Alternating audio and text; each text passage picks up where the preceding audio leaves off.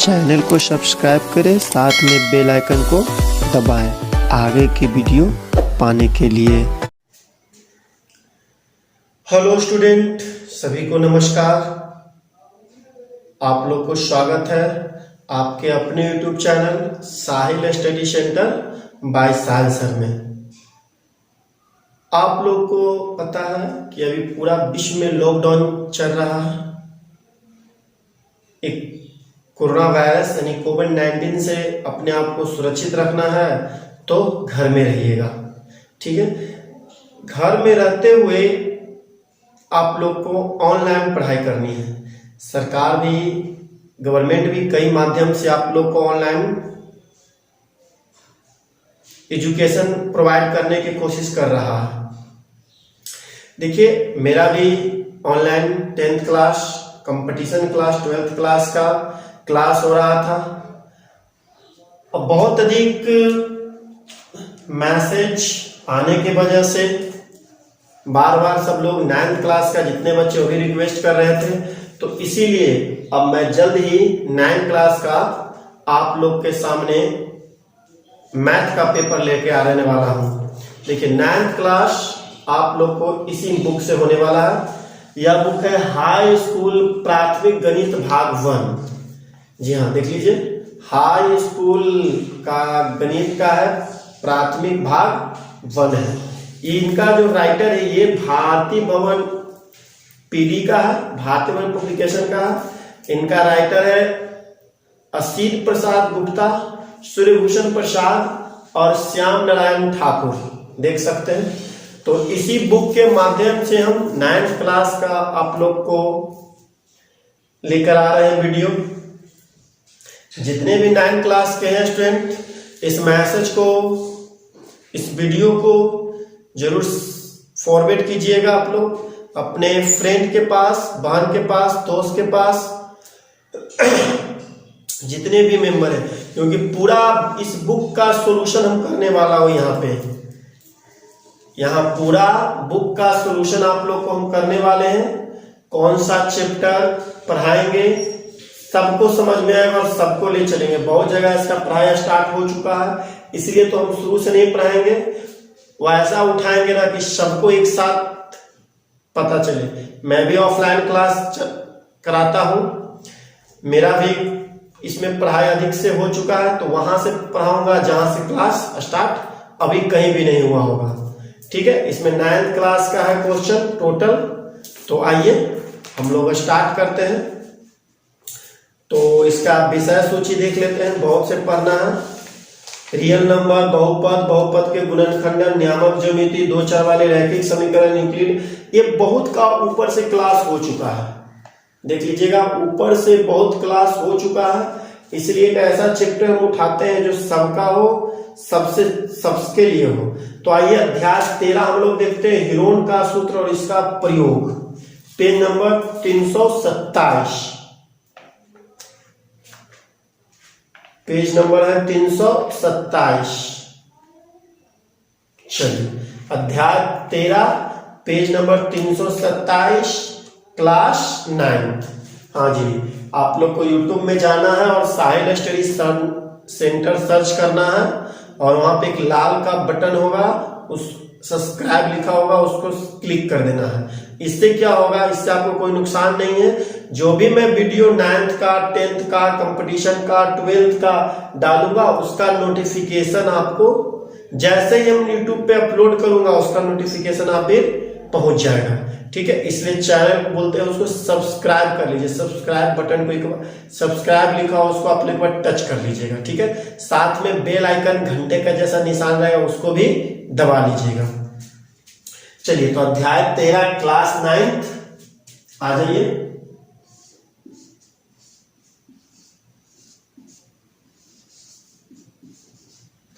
Class 9th अध्याय 13।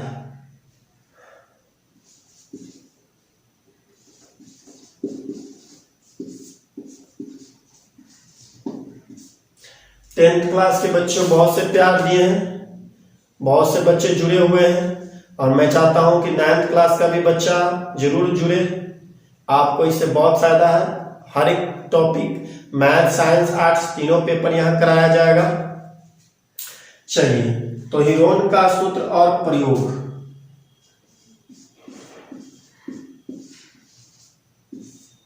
Heron का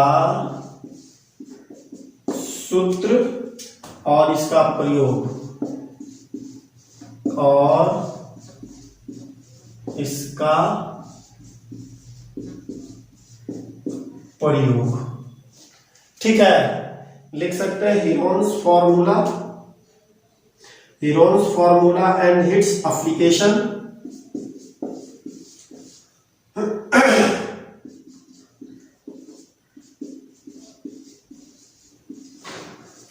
Heron's formula and its application।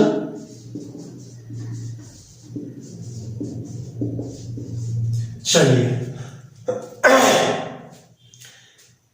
इस टॉपिक को स्टार्ट होने से पहले आइए इसका हम लोग थ्योरी कर लेते हैं, इसका फॉर्मूला देख लेते हैं, इसमें कौन कौन से और किस प्रकार से क्वेश्चन इसमें पूछे जाते हैं। एक त्रिभुज से रिलेटेड जितने भी होंगे इसमें पूछे जाएंगे। तो आइए सबसे पहले इसका थ्योरी देख लेते हैं और फॉर्मूला देख लेते हैं। Theory with formula.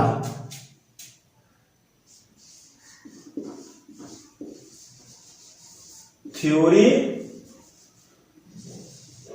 With formula. चलिए, आइए हम लोग चलते हैं, हीरोन का सूत्र देख लेते हैं। तो सबसे पहले हीरोन का सूत्र में एक त्रिभुज बना लीजिए।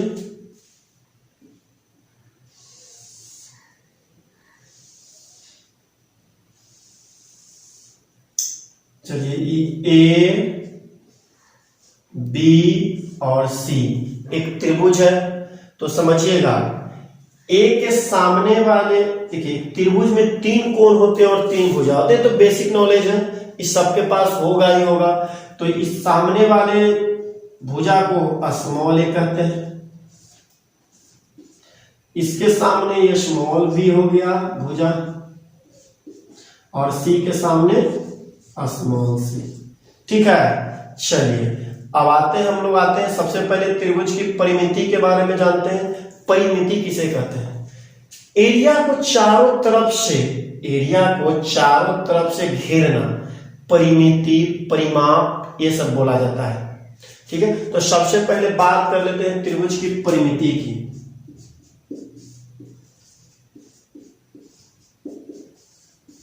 त्रिभुज के परिमिति बोलिए या परिमाप बोलिए।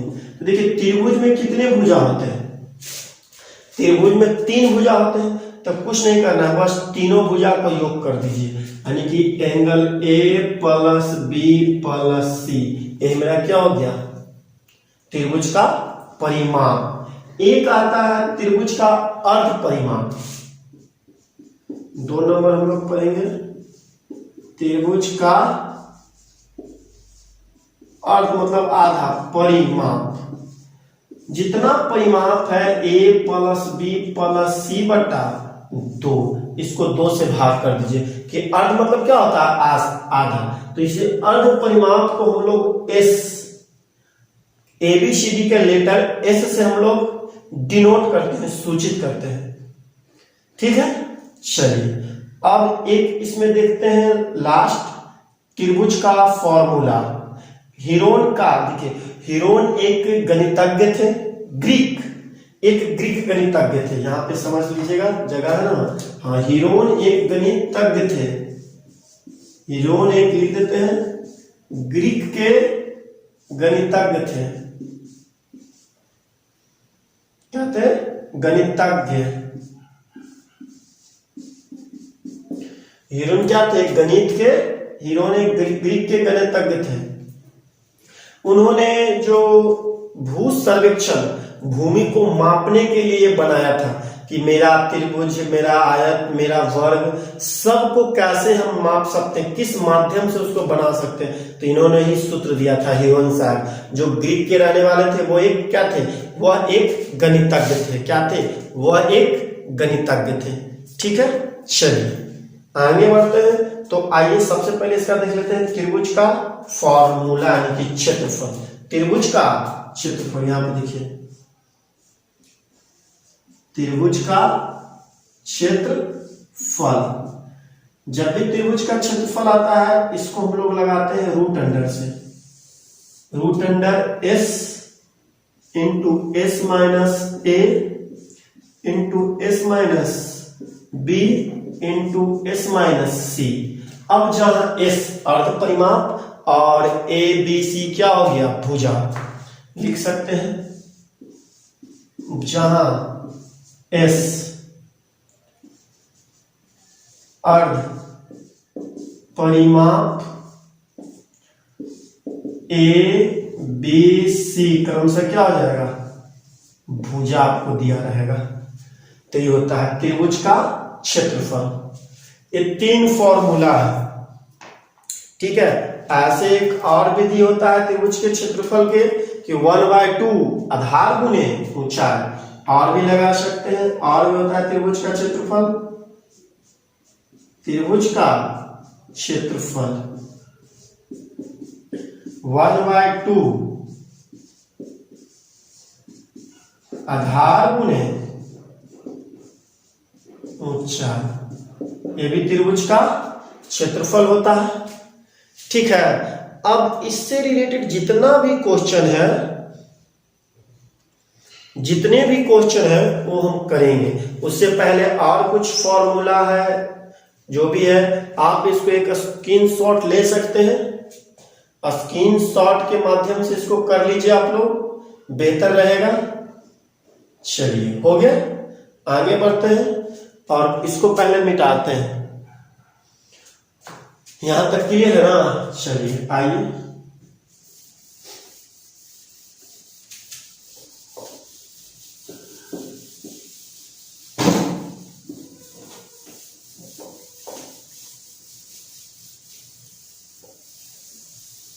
क्लास 9th का ये है, लिखा हुआ है बोर्ड पे सब चीज।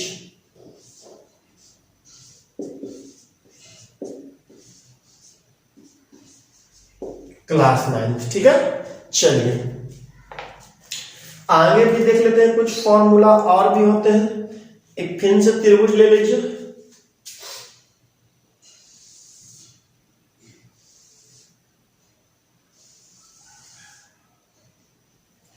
नाम दे दीजिए एबीसी, ए बी सी, ठीक है ना। इसमें कोई एसी पे लंब डाल दिए, ए से बी से लंब डाल दिए एसी पे। जो लंब डाला इसको डी बोल देते हैं। ये 90 डिग्री का कोण बनाया, 90 डिग्री का कोण बनाया। ये आपका क्या हो गया, स्मॉल वी यहां से यहां तक आधार, और ये आपका जो डाला यही हो गया एच। क्या हो गया, एच। तो इसका यदि त्रिभुज का क्षेत्रफल पूछेगा, इस त्रिभुज का क्षेत्रफल पूछे, इस त्रिभुज का क्षेत्रफल पूछे तो आपको करना है क्या, 1/2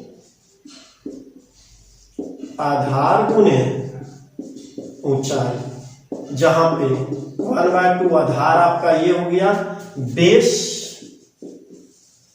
और ये आपका क्या हो गया, ऊंचाई। चलिए ठीक है, आगे बढ़ते हैं।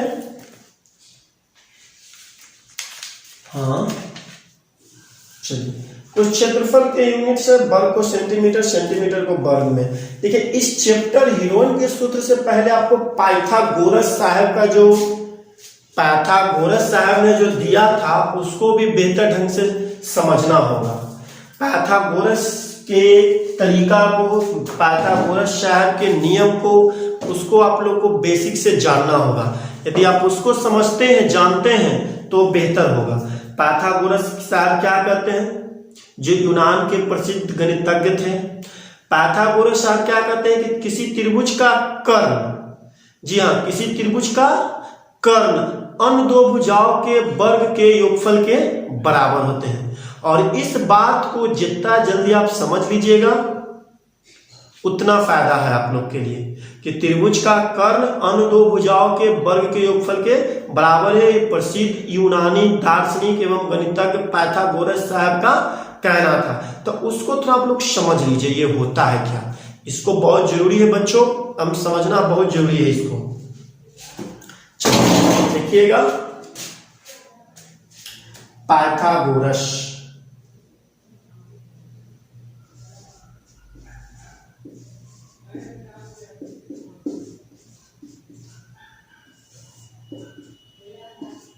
ये पाइथागोरस होता है क्या। देखिए मान के चलिए एक एंगल हम लोग लिए,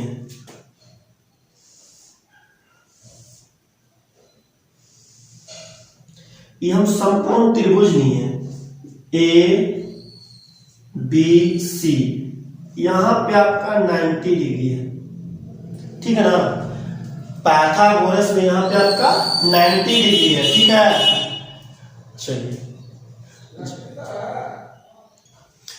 चलिए थोड़ा सा डिस्टर्ब हो गए थे, फिर से आ जाइए। तब पाइथागोरस यूनान के बहुत बड़े दार्शनिक थे, गणितज्ञ थे। उन्होंने पाइथागोरस को दिया था, समझिएगा एक त्रिभुज लेते हैं समकोण त्रिभुज एबीसी। एबीसी एक समकोण त्रिभुज लेते हैं जिसमें एसी कर्ण का काम 90 डिग्री के सामने वाली भुजा, 90 डिग्री के सामने वाली भुजा ये आपका कर्ण कहलाता है। क्या कहलाता है? कर्ण। और जिसपे 90 डिग्री होता है या नीचे होता है ये आपका आधार कहलाता है। और ये आपका लंब है तो लंब, इसी को परपेंडिकुलर, बेस और हाइपोटेनस बोला जाता है, ठीक है। तो आइए फिर एक बड़ा सा त्रिभुज लेकर समझने का आप लोग प्रयत्न कीजिएगा। ये एक हम त्रिभुज लिए, देखिए A B C, A B C. जो पाइथागोरस साहब कहे थे क्या, समझिएगा। पाइथागोरस साहब कहे थे कि किसी भी त्रिभुज में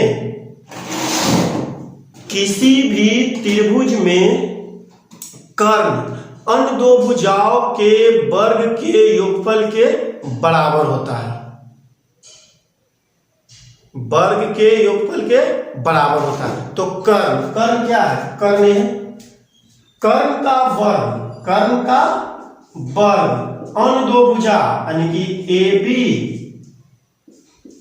प्लस बीसी के योगफल के बराबर होता है। तो इसीलिए हम कह सकते हैं यहाँ पे कि कर्ण का स्क्वायर बराबर लंब का स्क्वायर प्लस आधार का स्क्वायर। यहाँ कह सकते हैं एसी स्क्वायर बराबर एबी का स्क्वायर प्लस बीसी का स्क्वायर।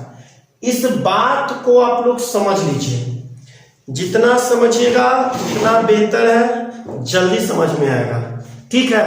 तो एक थ्योरी है, इसमें कुछ और फॉर्मूले हैं, देख लेते हैं उसको। एक समकोण त्रिभुज में हो गया, ठीक है, याद रखना। अब देखिए इसी में आता है समबाहु त्रिभुज और समद्विबाहु त्रिभुज। ये समकोण त्रिभुज हो गया। अब इसी में आपको आएगा समबाहु त्रिभुज और समद्विबाहु त्रिभुज। इससे पहले इसको हम लोग मिटा देते हैं, थोड़ा मिटाना ही पड़ेगा। जितना भी थ्योरी है हम सभी करा देते हैं। चलिए आगे बढ़ते हैं और देखते हैं समबाहु त्रिभुज। आइए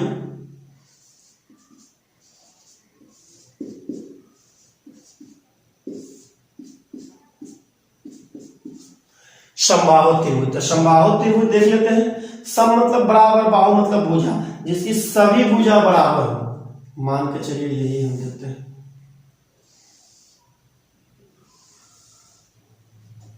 ये क्या है? समबाहु त्रिभुज है। मान के चलिए इसमें एक हम लोग इस सब भुजा ए है, ठीक है, नाम दे दीजिए ए बी सी। सब भुजा ए है तो क्या हो जाएगा? ये a/2 हो गया और a/2 हो गया, ये हाफ हाफ हो गया। जब अंदर से हम लोग काटे, ठीक है ना, जब AD हम लोग निकालेंगे, इसमें त्रिभुज में क्या निकालेंगे? जब AD निकालेंगे तो ध्यान रखिएगा AD क्या होता है, समझ लीजिए, थोड़ा सुनिए। अरे AD अर्थात किसी भी त्रिभुज में एक कर्ण है और ये लंब का काम करेगा, तो इसी के स्क्वायर यानी a के स्क्वायर में से a/2 का स्क्वायर घटाएंगे तो क्या हो जाता है root under a square minus a/2 का स्क्वायर। पाइथागोरस में कुछ छूट गया हमसे, छूटा यदि हमको आधार निकालने रहता तो कर्ण से घटाते और कर्ण से घटाते लंब को, लंब निकालना रहता तो कर्ण से घटाते आधार को हर हालत में।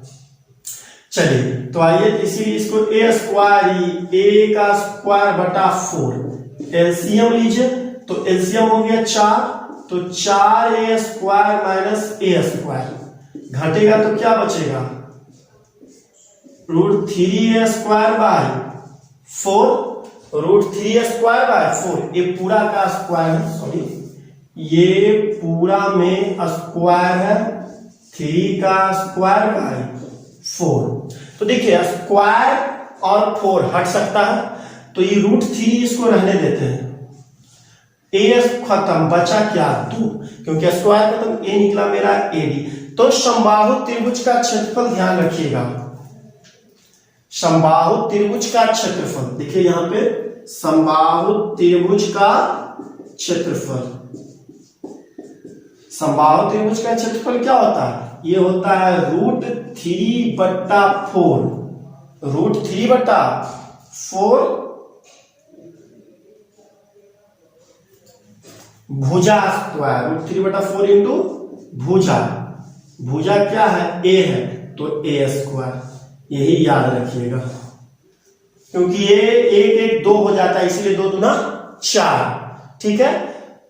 रूट 3/4 इंटू भुजा स्क्वायर होता है, ये बात ध्यान में आप लोग रखिएगा। 1/2 नहीं डायरेक्ट बता समझा के बताए क्या, देख लीजिए तो ऐसे कर सकते हैं इसको हम 1/2 इंटू आधार गुने ऊंचाई, तो ऊंचाई मेरा क्या आया a/√2, ठीक है। तो देखिए रूट 3 तो ऊपर आ गया, a में से करेंगे तो a स्क्वायर बटा 4 आ गया ना, रूट 3/4 इंटू भुजा स्क्वायर, यही मेरा क्षेत्रफल आ गया किसका समबाहु त्रिभुज का, किसका समबाहु त्रिभुज का, ठीक है। अब एक बच गया समद्विबाहु त्रिभुज, समद्विबाहु त्रिभुज वो इसी आधार पे बन जाता है। तो ध्यान दीजिएगा आप लोग जितने भी 9th क्लास के स्टूडेंट हैं, आपको करना कुछ नहीं है, मोबाइल में एंड्रॉयड मोबाइल में आप YouTube पे जाइएगा, YouTube पे जाके आप साहिल स्टडी सेंटर सर्च कीजिएगा, वहां पे आपको मेरा लोगो या फोटो मिलेगा, उस एक लाल का एक सब्सक्राइब लिखा हुआ बटन रहेगा, उसी को आपको क्लिक करना है, बस टोटल बुक का सॉल्यूशन आ जाएगा, ठीक है। कल से आप लोग का पूरा मैथ का चैप्टर स्टार्ट हो जाएगा। चलिए वाचिंग के लिए आप लोग को धन्यवाद।